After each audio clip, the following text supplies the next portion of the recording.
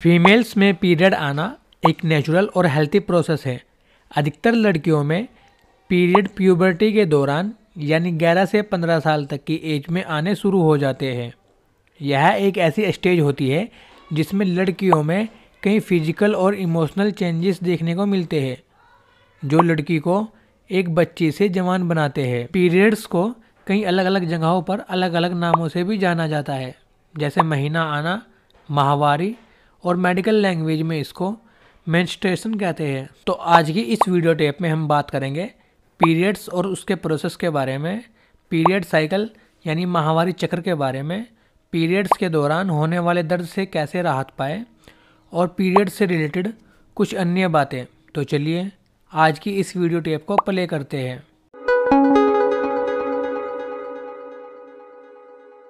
Female में periods का आना एक नॉर्मल नेचुरल बायोलॉजिकल प्रोसेस है जिसमें यूट्रस के अंदर से ब्लड और टिश्यूज वजाइना के द्वारा बाहर निकल जाते हैं। यह आमतौर पर महीने में एक बार होता है। इसमें एस्ट्रोजन और प्रोजेस्टेरोन जैसे हार्मोन्स ओवेरी से निकलते हैं। ये वो फीमेल हार्मोन्स होते हैं जो यूटेराइन लाइनिंग के फॉर्मेशन को ट्रिगर करते हैं, जो कि एक फर्टिलाइज्ड एग को पोषित करती है। यही दो हार्मोन्स ओव्यूलेशन के दौरान किसी एक ओवेरी में से एग निकालने के प्रोसेस को भी स्टार्ट करते हैं। यह एग फैलोपियन ट्यूब से होकर गुजरता है और यूटेराइन लाइनिंग से जुड़ जाता है और यूटेराइन लाइनिंग बनने, टूटने और यूट्रस से बाहर निकलने में लगभग 28 दिन ले लेती है। अधिकतर महिलाओं में पीरियड साइकिल 21 से 35 दिनों की होती है, जिसके बीच पीरियड्स कभी भी आ सकते हैं। अब ये पीरियड साइकिल क्या होती है इसके बारे में बात करते हैं। पीरियड साइकिल को माहवारी चक्र या मेंस्ट्रुअल साइकिल भी कहते हैं। पीरियड साइकिल पीरियड के पहले दिन और अगले पीरियड के बीच का समय होता है। फॉर एग्जाम्पल, अगर किसी महिला का पीरियड 20 जनवरी से शुरू हुआ और फिर अगला पीरियड 18 फरवरी को आया, तो इसका मतलब है कि उस महिला की मेंस्ट्रुअल साइकिल यानी पीरियड साइकिल 20 जनवरी से 18 फरवरी के बीच का समय है। इसे इन 4 स्टेप्स में आसानी से समझा जा सकता है। स्टेप 1, लगभग 28 दिन के बाद यूट्रस में मौजूद यूटेराइन लाइनिंग मोटी हो जाती है और पीरियड शुरू होने पर टूटने लगती है। पीरियड का पहला दिन मेंस्ट्रुअल साइकिल यानी पीरियड साइकिल का पहला दिन होता है। स्टेप 2, ऑन एवरेज एक पीरियड 2 दिन से लेकर 7 दिनों तक चलता है और इस समय के दौरान यूटेराइन लाइनिंग टूटती है और वजाइना से बाहर निकल जाती है। जैसे ही पीरियड ख़त्म होता है, यूटेराइन लाइनिंग फिर से मोटी हो जाती है ताकि प्रेगनेंसी पॉसिबल हो सके। स्टेप 3, मेंस्ट्रुअल साइकिल यानी पीरियड साइकिल के 14वें दिन के करीब ओवेरी एग बाहर निकालती है और इस प्रोसेस को ओव्यूलेशन कहते हैं। यहाँ से एग यूट्रस में जाकर यूटेराइन लाइनिंग से जुड़ जाता है। स्टेप 4, अगर इस पीरियड साइकिल के दौरान एग फर्टिलाइज नहीं होता, मतलब एग स्पर्म से मिलकर जाइगोट नहीं बनाता जिससे कि प्रेगनेंसी की शुरुआत होती है, तो यूट्रस की यह लाइनिंग टूट जाती है और वजाइना के द्वारा शरीर से बाहर निकलने लगती है और पीरियड फिर से शुरू हो जाते हैं। अब बात करें पीरियड्स आने वाले हैं, इस चीज़ के क्या क्या साइन यानी संकेत होते हैं। तो जब किशोरावस्था में लड़कियों को पहली बार पीरियड्स आना शुरू होते हैं तो कुछ समय के लिए इर्रेगुलर होते हैं, यानी इनके आने का अनुमान नहीं लगाया जा सकता क्योंकि इस समय शरीर अपने आप को नेचुरली एडजस्ट करता है, जो कि पूरी तरह से नॉर्मल बात है। एक बार यह एडजस्ट हो जाए फिर पीरियड हर महीने आना शुरू हो जाते हैं और फिर मेंस्ट्रुएशन यानी पीरियड की शुरुआत होने के बाद कुछ ऐसे साइन होते हैं जो ये इंडिकेट करते हैं कि अगले कुछ दिनों में पीरियड्स आने वाले हैं, जैसे पेट फूलना और भारीपन महसूस होना, पेट में दर्द होना, सिर में दर्द होना, चेहरे पर पिंपल्स आना, कमर के निचले हिस्से में दर्द होना, स्वभाव में चिड़चिड़ापन आना। अब बात करें पीरियड्स के दौरान होने वाले दर्द के बारे में, तो अधिकतर महिलाएं पीरियड्स के दौरान अलग अलग तरह के दर्द का अनुभव करती है। पीरियड्स के दौरान होने वाले दर्द को पीरियड क्रैम्प्स या मेडिकल लैंग्वेज में डिस्मेनोरिया भी कहते हैं।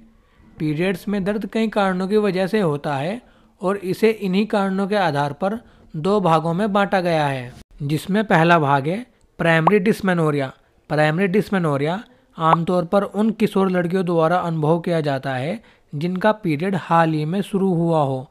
पीरियड्स के दौरान बॉडी हॉर्मोन्स को प्रोड्यूस करती है, जिससे यूट्रस में कॉन्ट्रैक्शन यानी सिकुड़न पैदा होती है, जिससे यूट्राइन लाइनिंग को शरीर से बाहर निकालने में हेल्प मिलती है। प्राइमरी डिस्मेनोरिया में यूट्रस के सिकुड़ने की वजह से ही पीरियड्स के दौरान दर्द होता है।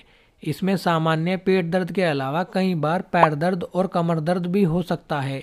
इसमें अच्छी बात यह है कि प्राइमरी डिस्मेनोरिया उम्र के साथ साथ कम हो जाता है, यानी जैसे जैसे उम्र बढ़ेगी पीरियड्स के दौरान होने वाला दर्द कम होता जाएगा।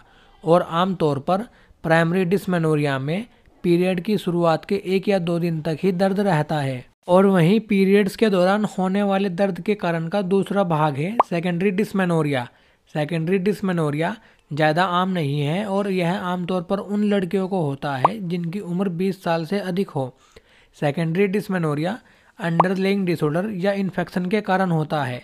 इसमें दर्द पीरियड की शुरुआत तक ही सीमित नहीं रहता, बल्कि पूरी मेंस्ट्रुअल साइकिल यानी पीरियड साइकिल के दौरान रह सकता है। इसमें ज़्यादा ब्लीडिंग हो सकती है और पीरियड्स ज़्यादा दिनों तक चल सकते हैं। अगर किसी लड़की या महिला को पीरियड्स आमतौर पर बिना दर्द के या कम दर्द के साथ होते हैं और अचानक से पीरियड्स में ज़्यादा दर्द होने लगे तो किसी गायनोकोलॉजिस्ट यानी किसी ऐसे डॉक्टर से सलाह लेनी चाहिए जो स्त्री रोग विशेषज्ञ हो। अब बात करें पीरियड्स में होने वाले दर्द से कैसे राहत पाए, तो ऐसे कुछ घरेलू रेमेडीज़ है जिनका यूज करके आप पीरियड्स में होने वाले दर्द से राहत पा सकते हैं।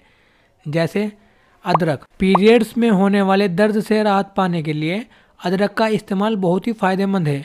1 कप पानी में अदरक के टुकड़ों को बारीक काटकर उबाल लें और पी लें। इसके अलावा आप पीरियड्स में होने वाले दर्द से राहत पाने के लिए तुलसी का भी यूज कर सकते हैं। तुलसी एक नेचुरल पेन किलर और एंटीबायोटिक है, तो चाय बनाते वक्त उसमें तुलसी के पत्ते डालकर उबाल लें और उस चाय को पी लें। उससे पीरियड में होने वाले तेज दर्द से आराम मिलेगा। और इनके अलावा आप अजवाइन का भी यूज कर सकते हैं। पीरियड्स के दिनों में महिलाओं में गैस की समस्या ज़्यादा बढ़ जाती है।